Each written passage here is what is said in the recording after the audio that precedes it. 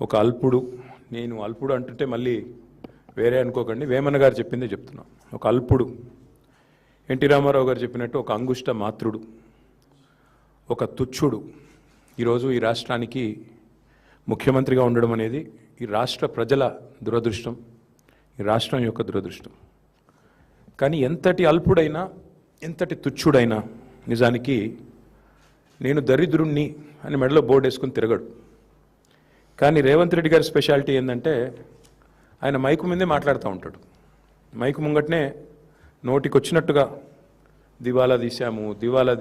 ఒకసారి కాదు, ఇది 2.5 సంవత్సరాల్లో ఒకసారి ఎయిడ్స్ రోగి అంటాడు తెలంగాణని, ఇంకోసారి క్యాన్సర్ పేషెంట్ అంటాడు.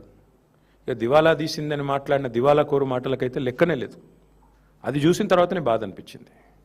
వాస్తవం ఏంటంటే ఇంతటి భావదారిద్ర్యం, ఇంటలెక్చువల్ బ్యాంక్రప్ట్సీ బహుశా దేశ చరిత్రలో ఏ ముఖ్యమంత్రిలో కూడా అన్నట్టు చూసి ఉండం.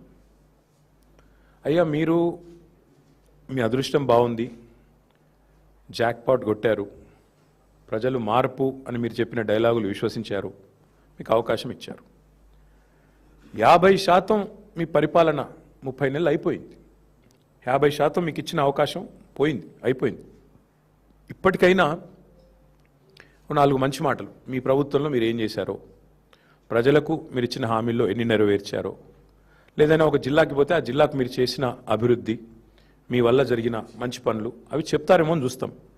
కానీ ఇంత ఇంటెలెక్చువల్ బ్యాంక్రప్ట్నెస్, ఇంత భావదారిద్ర్యం, రాజకీయ భావదారిద్ర్యం, ఇంత విచిత్రమైన పరిస్థితి బహుశా భారతదేశంలో ఏ రాష్ట్రంలో ఏ నాయకుడు, ఎంతోమందిని చూసాం, ముఖ్యమంత్రుల్ని, ప్రధానమంత్రుల్ని, కానీ ఎవరిలో ఇంతటి భావదారిద్ర్యం ఏమైతే చూడలేదు.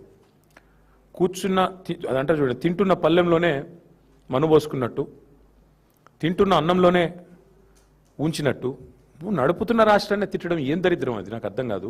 నీవే కదా ప్రభుత్వానికి అధినేత, నువ్వు రాష్ట్రానికి ముఖ్యమంత్రి, నువ్వు సరే ఇంకా ఎన్ని రోజులు ఆ విషయం చెప్పే పని మాకైతే అర్థం కావట్లేదు. నేను ఆయన మాట్లాడిన మాటలు, ఢిల్లీకి పోతే ఇజ్జత్ లేదు, ఆయనే చెప్తాడు ఢిల్లీకి పోతే అక్కడ గౌరవం లేదు, ఇజ్జత్ లేదు అని. మరి 72 సార్లు ఎందుకు పోతున్నావు? ఏ ముఖ్యమంత్రి ఇంతవరకు సాధించిన రికార్డు నువ్వే సృష్టించినావు. 30 నెలల్లో 72 సార్లు అంటే సగటున నెలకు కనీసం 2.5 సార్లు ఢిల్లీకి పోతా ఉన్నావు. ఎవరు రమ్మంటున్నారు నేను? మరడ ఎందుకు పోతున్నావు?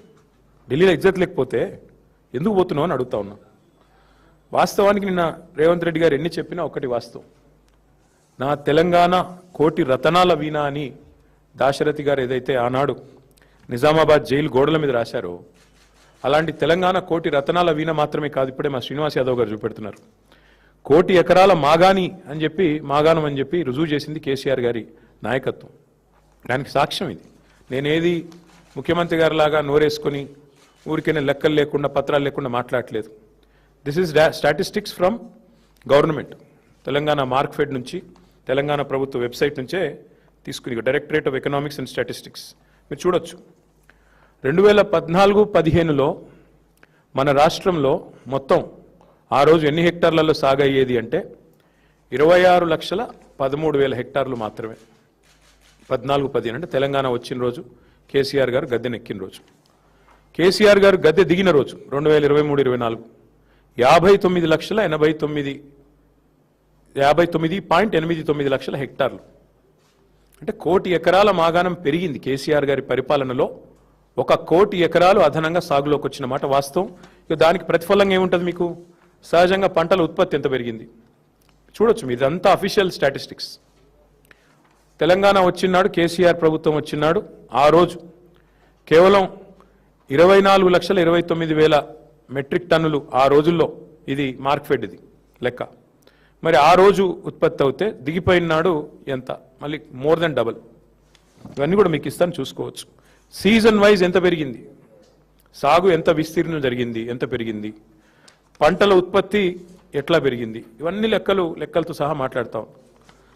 పరిస్థితి ఇట్లా ఉంటే రేవంత్ రెడ్డి గారు మరి ఎందుకు ఇట్లా మాట్లాడుతున్నారు? ఎందుకు పదే తెలంగాణ రాష్ట్రాన్ని అవమానిస్తున్నారు? మాకు అర్థం కావట్లేదు. అసలు ఢిల్లీకి ఎవరు రమ్మన్నారు నిన్ను?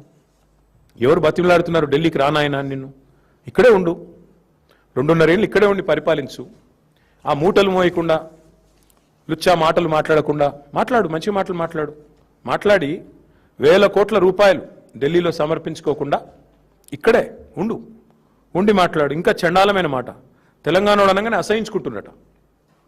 ఆయన అంటున్నాడు, నిన్న తెలంగాణ వాళ్ళు అనగానే అసహించుకుంటున్నారు. అసహించుకునేది నువ్వు చేసిన దివాలాకోరు రాజకీయం, నువ్వు చేసిన వెధవ పనులు, ఓటుకు నోటు కేసులో దొరికిపోయిన విధానం, ఇవన్నీ నేను చూడంగానే గుర్తొస్తున్నాయి. దొంగను చూసినట్టు చూస్తున్నారు. అవును, చూస్తారు. దొంగను దొంగలాగానే చూస్తారు, ఇంకోలాగా చూడరు.